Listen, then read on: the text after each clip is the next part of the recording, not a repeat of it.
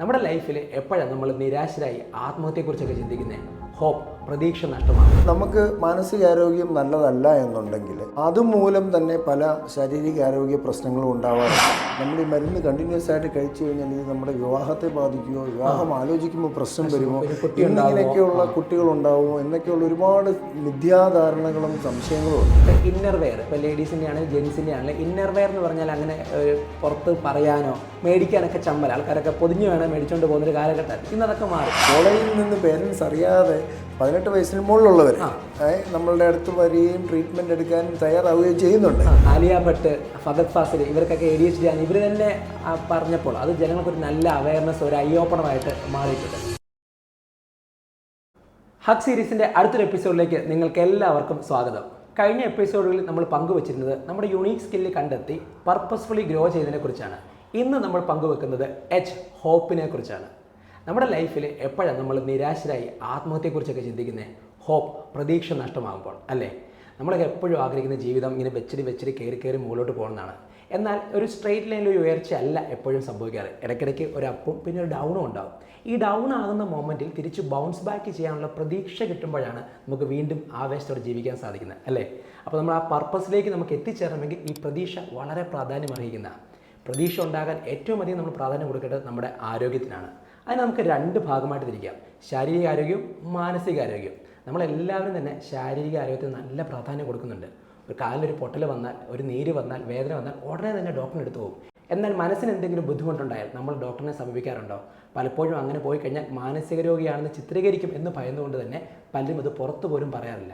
നമ്മുടെ ഹഗ്ഗിൽ ഇത്തരത്തിൽ ഏതെങ്കിലും ഒരു മാനസിക ബുദ്ധിമുട്ടായിട്ട് ഒരാൾ വന്നാൽ നമ്മൾ റെഫർ ചെയ്യാറുള്ളത് ബ്രെയിൻ വർക്സിലേക്കാണ്. Brain Works neuro psychiatric clinic and child development centre. ഇന്ന് നമ്മളോടൊപ്പം ഉള്ളത് ബ്രെയിൻ വർക്സിൻ്റെ മെഡിക്കൽ ഡയറക്ടറായിട്ടുള്ള ഡോക്ടർ ജോബി സ്കറിയാണ്. നമുക്ക് അദ്ദേഹത്തെ സ്വാഗതം ചെയ്യാം ഹഗ് സീരീസിലേക്ക്. Joby sir, welcome to hug series. Thank you very much. ഒരുപാട് ആഗ്രഹിച്ചൊരു ഇൻ്റർവ്യൂ ആണിത്. ശരിക്കും മാനസികാരോഗ്യം ഇപ്പോഴൊരു സ്റ്റിഗ്മ ആയിട്ട് നിൽക്കുന്ന കാര്യമാണ്. പലരും ചികിത്സിക്കാനൊക്കെ മടിക്കുന്ന, കാരണം ചികിത്സിച്ചാൽ എന്തോ മാനസികാരോഗ്യമാണെന്ന് ആൾക്കാർ ചിത്രീകരിക്കുമോ എന്നുള്ളത്. ശരിക്കും ഇവരോട് എന്താണ് പങ്കുവെക്കാനുള്ളത്? ഇന്നും ഈ ഒരു 21ാം നൂറ്റാണ്ടിലും ഒരുപാട് ആൾക്കാർ ഇപ്പോഴും മാനസികാരോഗ്യത്തിനോടൊരു സ്റ്റിഗ്മ പുലർത്തി പോരുന്നുണ്ട്. അതെ, അതൊരു സത്യമാണ്. പണ്ടിതിലും കൂടുതൽ ആൾക്കാർക്ക് സ്റ്റിഗ്മ ഉണ്ടായിരുന്നു, പക്ഷേ ഇപ്പോഴാണ് ഇത് കൂടുതലായിട്ട് വരുന്നത്. അവരോട് എനിക്ക് ഒന്ന് രണ്ട് കാര്യങ്ങൾ പറയാനുണ്ട്. ഒന്ന്, മാനസികാരോഗ്യവും ശാരീരികാരോഗ്യവും തമ്മിലൊരു ബന്ധമുണ്ട്, ഒരു കണക്ഷനുണ്ട്. അതായത് നമുക്ക് മാനസികാരോഗ്യം നല്ലതല്ല എന്നുണ്ടെങ്കിൽ അതുമൂലം തന്നെ പല ശാരീരികാരോഗ്യ പ്രശ്നങ്ങളും ഉണ്ടാവാറുണ്ട്. അതിൻ്റെ ഒരു നല്ലൊരു ഉദാഹരണമാണ് തൈറോയിഡ് പ്രോബ്ലംസ്. അതുപോലെ ആസ്മ വേഴ്സാവും, സ്കിൻ കണ്ടീഷൻസ് വേഴ്സാവും, ഗ്യാസ്ട്രിക് പ്രോബ്ലംസ് ഉണ്ടാവും. അപ്പോൾ അങ്ങനെ ഒരുപാട് കണക്ഷൻസ് ഉണ്ട് ഈ മാനസികാരോഗ്യവും ശാരീരികാരോഗ്യവും തമ്മിൽ. അതുപോലെ തന്നെ തിരിച്ചും, അതായത് നമ്മുടെ ശാരീരികാരോഗ്യം പ്രോബ്ലംസ് ഉണ്ടെങ്കിൽ അത് നമ്മുടെ മനസ്സിനെ ബാധിക്കാറുണ്ട്. നമ്മൾ കൂടുതൽ കണ്ടുവരുന്നത് ക്യാൻസർ പോലുള്ള അസുഖങ്ങൾ, ക്രോണിക് ആയിട്ടുള്ള ശ്വാസകോശ രോഗങ്ങൾ, ആസ്മ, ഡയബറ്റീസ്, ഇങ്ങനെയുള്ള ആൾക്കാർക്ക് കൂടുതലായിട്ട് മാനസികാരോഗ്യ പ്രശ്നങ്ങളും കണ്ടുവരാറുണ്ട്. അതുപോലെ നമ്മൾ ലോങ് ടൈം ചില സ്റ്റിറോയിഡ് പോലുള്ള മരുന്നുകൾ ഉപയോഗിക്കുന്നവർക്കും മാനസികമായിട്ടുള്ള പ്രശ്നങ്ങൾ കണ്ടുവരാറുണ്ട്. അപ്പം ഈ രണ്ട് ശാരീരികാരോഗ്യവും മാനസികാരോഗ്യവും തമ്മിൽ നല്ലൊരു കണക്ഷനുണ്ട്. അപ്പോൾ ആ കണക്ഷനെ തിരിച്ചറിഞ്ഞ് നമ്മുടെ ഇന്നത്തെ ജനത, ഈ ന്യൂ ജനറേഷൻ ആൾക്കാർ ആ സ്റ്റിഗ്മ മറന്ന് നമുക്കൊരു ചെറിയൊരു പ്രശ്നം, മാനസികമായിട്ടൊരു ടെൻഷനോ ചെറിയ പ്രശ്നങ്ങളോ ഉണ്ടായാൽ തന്നെ അതിന് പ്രൊഫഷണലായിട്ടുള്ളൊരു ഹെൽപ്പ് തേടണം എന്നുള്ളതാണ് എൻ്റെ ആദ്യത്തെ ഒരു സന്ദേശം ഇവരോടായിട്ടുള്ളത്. അതുപോലെ തന്നെ നമ്മൾ രണ്ടാമത് എനിക്ക് പറയാനുള്ളത്, ഇത് ട്രീറ്റബിൾ ആയിട്ടുള്ളൊരു കണ്ടീഷനാണ്. ഒരുപാട് ആൾക്കാർക്ക് മാനസിക രോഗം അല്ലെ മാനസിക പ്രശ്നങ്ങളെന്ന് വെച്ചാൽ അത് ട്രീറ്റബിൾ അല്ല, ഇത് മാറില്ല എന്നൊരു കാഴ്ചപ്പാടുമുണ്ട്. അതുപോലെ തന്നെ ഇത് മാറില്ലാത്തത് കൊണ്ട് തന്നെ നമ്മൾ ഈ മരുന്ന് കണ്ടിന്യൂസ് ആയിട്ട് കഴിച്ചു കഴിഞ്ഞാൽ ഇത് നമ്മുടെ വിവാഹത്തെ ബാധിക്കുമോ, വിവാഹം ആലോചിക്കുമ്പോൾ പ്രശ്നം വരുമോ, ഇങ്ങനെയൊക്കെയുള്ള കുട്ടികളുണ്ടാവുമോ എന്നൊക്കെയുള്ള ഒരുപാട് മിഥ്യാധാരണകളും സംശയങ്ങളും ഉണ്ട്. ഇവരൊന്നും ഇത് കറക്റ്റായിട്ട് സംശയം നിവാരണം നടത്തുന്നില്ല എന്നുള്ളതാണ് സത്യം. പലരും ഇൻ്റർനെറ്റിൽ സെർച്ച് ചെയ്യുകയും ചുമ്മാ എഐയിൽ നോക്കി ഇതിനുള്ള ഉത്തരങ്ങൾ കണ്ടുപിടിക്കാനായിട്ടാണ് ശ്രമിക്കുന്നത്. അതേസമയം ഒരു പ്രൊഫഷണലിനോട് ഒരു അഡ്വൈസ് ചോദിക്കുകയോ അവരുമായിട്ടൊരു നല്ലൊരു ഡിസ്കഷൻ നടത്തുകയോ ചെയ്യുവാണെങ്കിൽ ഈ ഒരു സ്റ്റിഗ്മയും ഈ ഒരു പ്രോബ്ലംസും ഏറെക്കുറെ നല്ല രീതിയിൽ മാറ്റിയെടുക്കാനായിട്ട് സാധിക്കും. അപ്പോൾ അതോടൊപ്പം തന്നെ ഒരു കാര്യമുണ്ടല്ലോ, ചിലരിത് അസുഖമാണെന്ന് തിരിച്ചറിയുന്നില്ലല്ലോ. ഇതൊരു മാനസിക രോഗമാണെന്ന് പലരും തിരിച്ചറിയുന്നില്ല. അത് ആ വ്യക്തി അഭിനയിക്കുന്നതായിട്ടോ ആ വ്യക്തിയുടെ ദേഷ്യമായിട്ടോ. ഇപ്പോൾ മൂഡ് സ്വിങ്സ് ഉള്ളൊരു വ്യക്തി, ആ വ്യക്തിയുടെ പാർട്ട്ണർ തിരിച്ച് പറയുന്നത് ഇയാൾ ഇങ്ങനെയാണ്, അത് അവിടെ അടിച്ചേൽപ്പിക്കാനുള്ള ശ്രമം നടക്കുന്നുണ്ടല്ലോ. ഇതൊരു അസുഖമാണെന്ന് തിരിച്ചറിയാനുള്ള ഒരു മനസ്സുണ്ടാകുന്നില്ല. അവിടെ എങ്ങനെ നമുക്ക് ഈ അവയർനെസ് എത്തിക്കാൻ പറ്റും? ചെറിയ രീതിയിലുള്ള ഒരു മാനസിക സംഘർഷം ഉണ്ടായി നമുക്കൊരു ആങ്സൈറ്റി ഡെവലപ്പ് ചെയ്യുന്നു, നമ്മുടെ ഹാർട്ട് ബീറ്റൊക്കെ അതുകൊണ്ട് കൂടുന്നു, അതല്ലെങ്കിൽ ഗ്ലൂമി ആയിട്ട് കുറേ ദിവസങ്ങൾ അടുപ്പിച്ച് ഗ്ലൂമി ആയിട്ട് തന്നെ ഇരിക്കുന്നു, അതല്ലെങ്കിൽ നമ്മൾ പരസ്പര വിരുദ്ധമായ രീതിയിൽ ചെറിയ രീതിയിൽ സംസാരിക്കുന്നു, ചെറിയ സംശയങ്ങൾ വരുന്നു, തന്നെത്താനെ സംസാരിക്കുന്നു, ഇങ്ങനെയൊക്കെയുള്ള ഒരു ലക്ഷണങ്ങൾ കണ്ടു കഴിഞ്ഞാൽ അപ്പം തന്നെ നമ്മളൊരു പ്രൊഫഷണലിൻ്റെ ഹെൽപ്പ് സ്വീകരിക്കണം. അപ്പോൾ ഇതൊക്കെയാണ് നമ്മളൊരു വാർണിംഗ് സൈൻസ് ആയിട്ട് പറയുന്നത്. ഇങ്ങനെയുള്ള രംഗങ്ങൾ കാണുമ്പോൾ നമ്മുടെ റിലേറ്റീവ്സിനോ അല്ലെങ്കിൽ നമ്മുടെ ബന്ധുക്കൾക്കോ നമ്മുടെ തന്നെ സ്വന്തം മക്കൾക്കോ ഇങ്ങനെ ഒരു സംഭവങ്ങൾ നമ്മൾ കണ്ടു കഴിഞ്ഞാൽ ഇതൊരു വാർണിംഗ് സൈനായിട്ട് എടുത്തുകൊണ്ട് നമ്മൾ എത്രയും പെട്ടെന്ന് തന്നെ അതിനൊരു ഹെൽപ്പ് സ്വീകരിക്കണം. അതുപോലെ അനീഷ് സാർ പറഞ്ഞ വേറൊരു കാര്യം എനിക്ക് സ്ട്രൈക്ക് ചെയ്തത് എന്താണെന്നറിയാമോ, നമ്മൾ ചിലപ്പം മാതാപിതാക്കളാണെങ്കിൽ പോലും ചില കാര്യങ്ങൾ തിരിച്ചറിയില്ല, അഭിനയിക്കുകയാണ് എന്ന് പറയുന്ന ഒരു രീതിയുണ്ട്.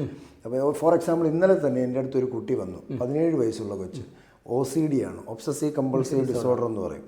അപ്പോൾ അതിനകത്ത് അവർക്ക് ഒബ്സസീവായിട്ടുള്ള തോട്ട്സ് വരും, അതായത് ഇങ്ങനെ റാൻഡമായിട്ട് തോട്ട്സ് വന്നുകൊണ്ടേയിരിക്കും. അതിനെ നമുക്ക് പിടിച്ചാൽ നിർത്താൻ പറ്റില്ല. അത് ആ കുട്ടിക്ക് തിരിച്ചറിയാൻ പറ്റും. പക്ഷേ മാതാപിതാക്കൾ പറയുന്നത് നീ എന്തിനെങ്ങനെ ചിന്തിക്കുന്നത്, നിനക്ക് ആ ചിന്തയെ നിർത്തിക്കൂടെ എന്നാണ് ചോദിക്കുന്നത്. അപ്പോൾ അവർക്ക് അതിനോടുള്ളൊരു അവയർനെസ് ഇല്ല. അതുപോലെ തന്നെ 17 വയസ്സുള്ള കുട്ടിയാണ്, ഇവളെ എനിക്ക് കല്യാണം കഴിപ്പിച്ച് വിടേണ്ടതാണ്, ഇവളെ മാനസികാരോഗ്യ വിദഗ്ധൻ്റെ അടുത്ത് കൊണ്ടുപോവുകയോ മരുന്ന് കൊടുക്കുകയോ ഒന്നും ചെയ്യാൻ പാടില്ല. അപ്പോൾ അങ്ങനെയുള്ള ഒരു കാഴ്ചപ്പാട് നമ്മുടെ സമൂഹത്തിനുണ്ട്. ഡോക്ടർ, അതിനൊരു മാറ്റം വളരെ അത്യാവശ്യമായിട്ടില്ലേ? ഇപ്പോൾ ഒരു ഉദാഹരണം പറഞ്ഞാൽ നമ്മൾ നേരത്തെ ഇന്നർ വെയർ, ഇപ്പോൾ ലേഡീസിൻ്റെ ആണെങ്കിലും ജെൻസിൻ്റെ ആണെങ്കിലും ഇന്നർ വെയർ എന്ന് പറഞ്ഞാൽ അങ്ങനെ ഒരു പുറത്ത് പറയാനോ മേടിക്കാനൊക്കെ ചമ്മൽ, ആൾക്കാരൊക്കെ പൊതിഞ്ഞ് വേണം മേടിച്ചുകൊണ്ട് പോകുന്നൊരു കാലഘട്ടമായിരുന്നു. ഇന്നതൊക്കെ മാറി. ഇപ്പോൾ ജോക്കിയുടെ ആണെങ്കിലും ബ്ലോസത്തിൻ്റെ ഒക്കെ ആണെങ്കിലും ഷോറൂം വന്ന് ഇത് ജനങ്ങളിലേക്ക് ഇതൊക്കെ ഇതിന് ജീവിതത്തിൻ്റെ ഭാഗമാണെന്ന് ചിന്തിക്കാൻ തുടങ്ങി. ഇതുപോലെ തന്നെ ഈ മാനസിക ആരോഗ്യവും മാനസിക പ്രശ്നവും ആർക്കും വരാവുന്നതാണെന്നൊരു അവയർനെസ് എത്തണ്ടേ? അപ്പോൾ അതിനു വേണ്ടി നമുക്ക് എന്ത് ചെയ്യാൻ പറ്റും? നമ്മൾ അവയർനെസ് സെഷൻസ് ഒക്കെ ഒരുപാട് ഗവൺമെൻറ് സൈഡിൽ നിന്നും സൈക്യാട്രി ഡിപ്പാർട്ട്മെൻറ്റിൻ്റെ സൈഡിൽ നിന്നൊക്കെ ഒരുപാട് നടത്തുന്നുണ്ട്. പക്ഷേ നമ്മൾ ഇൻഡിവിജ്വലി നമ്മുടെ ബന്ധുക്കളെയോ നമ്മളോട് അടുപ്പമുള്ള ആൾക്കാരെയോ കാണുമ്പോൾ നമുക്ക് ഈ ഒരു സന്ദേശം പറഞ്ഞു കൊടുക്കാനായിട്ട് പറ്റും. ഇപ്പം സാറിനെപ്പോലുള്ള ആൾക്കാർ ജനങ്ങളെ അഭിമുഖീകരിക്കുമ്പോൾ അവരോട് കുറച്ച് കാര്യങ്ങൾ മാനസികാരോഗ്യത്തിൻ്റെ ഇമ്പോർട്ടൻസ് പറഞ്ഞു കൊടുക്കാനായിട്ട് പറ്റും. പണ്ട് ഞാൻ ഓർക്കുന്നുണ്ട്, എൻ്റെ ഗുരുക്കന്മാരുടെ കാലഘട്ടത്തിൽ അവർ കവലകളിലും അവിടെയൊക്കെ പോയി അവയർനെസ് സെഷൻസ് എടുക്കാറുണ്ടായിരുന്നു. അങ്ങനെയുള്ള ഒരു പ്രസംഗിക്കുമായിരുന്നു ഇതിനെപ്പറ്റി. പക്ഷെ ആ ഒരു ലെവലിൽ നിന്ന് ഇപ്പോൾ അത് മാറി അവന്യൂസ് ഒരു മീറ്റിങ്സ് വരികയാണെങ്കിൽ അതിലേക്ക് കൂടുതലായിട്ട് പബ്ലിക്കിനെ വിളിക്കുകയും നമുക്ക് അവയർനെസ് സെഷൻസ് ഉണ്ടാക്കി കൊടുക്കാനും സാധിക്കും. സാറ് പറഞ്ഞ ഒരു കാര്യം എനിക്ക് സ്ട്രൈക്ക് ചെയ്തത് ആ ഒരു ഇന്നർ വെയറിൻ്റെ ആ ഒരു എക്സാമ്പിളാണ്. ആ ഇന്നർ വെയറിൻ്റെ എക്സാമ്പിളിനകത്ത് പറയുന്ന പോലെ നമ്മൾ പാശ്ചാത്യ രാജ്യങ്ങളിൽ, ഞാൻ ഇംഗ്ലണ്ടിലൊരു 25 ഇയേഴ്സോളം ഇപ്പം ജോലി ചെയ്ത ആളാണ്. അപ്പം അവിടെ അന്നും ഞാൻ വർക്ക് ചെയ്യാൻ പോയ കാലഘട്ടം മുതൽ തന്നെ നമുക്ക് ഈ മാനസികാരോഗ്യത്തിന് ഈക്വലായിട്ടുള്ളൊരു ഇമ്പോർട്ടൻസ് ഉണ്ടായിരുന്നു. അപ്പം നമ്മൾ ഒരു ആശുപത്രിയിൽ 10 ഫിസിഷ്യൻസ് ഉണ്ടെങ്കിൽ അവിടെ ആ ആശുപത്രിയിൽ ഒരു 10 സൈക്യാട്രിസ്റ്റ് ഉണ്ടാവും. അതേസമയം നമ്മൾ ഇവിടുത്തെ നോർമൽ പ്രൈവറ്റ് ഹോസ്പിറ്റൽസ് എടുത്താൽ 10 ഫിസിഷ്യൻസ് ഒരു ആശുപത്രിയിലുണ്ടെങ്കിൽ അവിടെ സൈക്യാട്രിസ്റ്റ് ഉണ്ടോ? ഇല്ല. ചില ആശുപത്രികളിൽ സൈക്യാട്രിസ്റ്റ് ഇല്ല. ചില ആശുപത്രിയിൽ ഒരാൾ കാണും, പാർട്ട് ടൈം ആയിരിക്കും. ആ സൈക്യാട്രിസ്റ്റ് ഒരു 3-4 ആശുപത്രിയിൽ പോകുന്നുണ്ടാവും. പക്ഷേ നമ്മളുടെ ആ ഒരു സ്റ്റിഗ്മ മൂലം തന്നെയാണത്. ഈവൻ ഡോക്ടേഴ്സിനിടയിൽ പോലും ആ ഒരു സ്റ്റിഗ്മ ഉണ്ടെന്നുള്ളതാണ് അതിൻ്റെ ഒരു സത്യം. അതിന് ഇമ്പോർട്ടൻസ് കൊടുക്കുമ്പോൾ ഗവൺമെൻറ് തലത്തിൽ നിന്നുള്ള ഒരു ഇമ്പോർട്ടൻസ് കൂടെ വരണം, അതിനുള്ള ഫണ്ടിങ്. ഫോർ എക്സാമ്പിൾ ഗവൺമെൻറ് സെക്ടറിലാണെങ്കിൽ പോലും സൈക്യാട്രി ഒരു സൈഡ് ലൈൻ ചെയ്യുന്ന ഒരു രീതി മാറിയിട്ടുണ്ട്. അപ്പോൾ അത് വരാതെ നമ്മൾ ഗവൺമെൻറ് തലത്തിൽ നിന്ന് ചിന്തിച്ച് അതിനുള്ള ഫണ്ടിങ് വേണം, നമ്മൾ അതിനുള്ള ഇമ്പോർട്ടൻസ് നമ്മൾ കൊടുക്കുന്നു എന്നുള്ളത് അവരും ആ ഒരു ആശയം നമ്മുടെ പൊതുജനത്തിന് കൈമാറണം. അവർക്ക് ഞാൻ പറഞ്ഞല്ലോ, ഡോക്ടേഴ്സിനിടയിൽ ഒരു സ്റ്റിഗ്മയുണ്ട്. ഈ ആളെ ഞാനൊരു സൈക്യാട്രിസ്റ്റിൻ്റെ അടുത്തോട്ട് വിട്ടാൽ അവൻ ഇനി എൻ്റെ അടുത്ത് തിരിച്ചു വരത്തില്ലല്ലോ എന്നൊരു ചിന്തയുണ്ട്. അപ്പോൾ അതുകൊണ്ട് തന്നെ അവർ കഴിവതും സൈക്യാട്രിസ്റ്റിനടുത്തോട്ടൊന്നും വിടാതിരിക്കാനാണ് നോക്കുന്നത്. അപ്പം ആ ഈവൻ പ്രൊഫഷണൽസിൻ്റെ ഇടയിലുള്ള ആ ഒരു സ്റ്റിഗ്മറ്റൈസിങ് അപ്രോച്ചും മാറണം. ശരിക്കും ബ്രെയിൻ ബഗ്സ് ഉദ്ദേശിക്കുന്ന കാര്യം അത് തന്നെയാണ്. അപ്പം നമ്മൾ ഇന്നത്തെ ഒരു ഇൻ്റർവ്യൂ വഴി അങ്ങനെ എത്തിക്കാനാണ് ഞങ്ങളും എഫേർട്ട് ഇടുന്നത്. അപ്പോൾ ഡോക്ടർ, അതിനകത്തൊരു പ്രധാനപ്പെട്ട ഭാഗം എന്നറിയോ, ഇപ്പം നേരത്തെ കാലത്ത് കൂട്ടുകുടുംബമായിരുന്നു. അപ്പം ആർക്കെങ്കിലും ഒരു മാനസിക സംഘർഷം ഉണ്ടെങ്കിൽ ഇത് പറയാൻ ആളുണ്ടായിരുന്നു, കേൾക്കാൻ ആളുണ്ടായിരുന്നു. ഇന്ന് ഈ സോഷ്യൽ മീഡിയ യുഗത്തിലേക്ക് വന്നപ്പോൾ പിള്ളേരൊക്കെ ഒറ്റയ്ക്കായി. അപ്പോൾ അതുകൊണ്ട് തന്നെ ഡിപ്രഷനിലേക്ക് പോകുന്ന, ലോൺലിനെസ് അനുഭവിക്കുന്ന ഒത്തിരി പേരുണ്ട്. എനിക്കൊന്ന് ഏറ്റവും കൂടുതൽ വീഡിയോസ് റീച്ച് വരുന്നത് ഡിപ്രഷൻ ബാധിച്ച ആൾക്കാർ അവർ അനുഭവങ്ങൾ പറയുന്ന വീഡിയോസിന് ഭയങ്കര റീച്ചാണ്, എസ്പെഷ്യലി ആഫ്റ്റർ കോവിഡ്, കൊറോണയ്ക്ക് ശേഷം. അപ്പം ഈ യുവതലമുറയ്ക്ക് ഇത് ഭയങ്കര ആവശ്യമുണ്ട്, അവരത് തിരിച്ചറിഞ്ഞിട്ടുണ്ട്. അത് കറക്റ്റാണ്, സാറ് പറഞ്ഞാൽ കറക്റ്റാണത്. നമ്മുടെ ഈ പുതിയ തലമുറ അത് തിരിച്ചറിയുന്നുണ്ട്. പക്ഷേ ആ പുതിയ തലമുറയെ അവരുടെ പേരൻസ് കഴിവതും നിരുത്സാഹപ്പെടുത്തുന്നുണ്ട്. അത് ഞാൻ പലവട്ടം ശ്രദ്ധിച്ചിട്ടുള്ള ഒരു കാര്യമാണ്. കോളേജിൽ നിന്ന് പേരൻസ് അറിയാതെ 18 വയസ്സിന് മുകളിലുള്ളവർ നമ്മളുടെ അടുത്ത് വരികയും ട്രീറ്റ്മെൻറ്റ് എടുക്കാൻ തയ്യാറാവുകയും ചെയ്യുന്നുണ്ട്.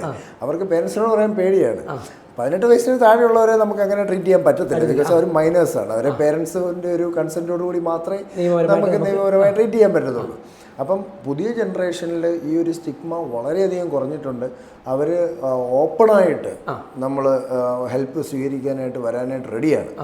ഇപ്പം ഫോർ എക്സാമ്പിൾ ഇപ്പം സിനിമാ നടന്മാരുൾപ്പെടെയുള്ളവർ എനിക്ക് attention deficit hyper activity disorder ഉണ്ട് എന്ന് ഓപ്പണായിട്ട് ഒക്കെ പങ്കുവച്ചിട്ടുണ്ട്. യങ് ജനറേഷനിൽ മുന്നോട്ട് വരാനും അതിനുള്ള ഹെൽപ്പ് കറക്റ്റായിട്ട് സ്വീകരിക്കാനും ഒരു മടിയില്ല. ഡോക്ടർ, ഇത് ശരിയാണ്. നമ്മുടെ ആലിയ ഭട്ട്, ഫഹദ് ഫാസിൽ ഇവർക്കൊക്കെ ADHD ആണ് ഇവർ തന്നെ പറഞ്ഞപ്പോൾ അത് ജനങ്ങൾക്കൊരു നല്ല അവയർനെസ്, ഒരു ഐ ഓപ്പണറായിട്ട് മാറിയിട്ടുണ്ട്. ഡോക്ടർ, അപ്പോൾ അടുത്തൊരു ചോദ്യം വരുന്നത്, എപ്പോഴാണ് ഒരാളൊരു സൈക്കോളജിസ്റ്റ് സപ്പോർട്ട് മേടിക്കേണ്ടത് അല്ലെങ്കിൽ ഒരു സൈക്കാട്രിസ്റ്റിൻ്റെ സപ്പോർട്ട് മേടിക്കേണ്ടത്? ഇതൊരു കൺഫ്യൂഷൻ ജനങ്ങൾക്ക് നിൽപ്പുണ്ട്, അതൊന്ന് ക്ലാരിഫൈ ചെയ്യാമോ?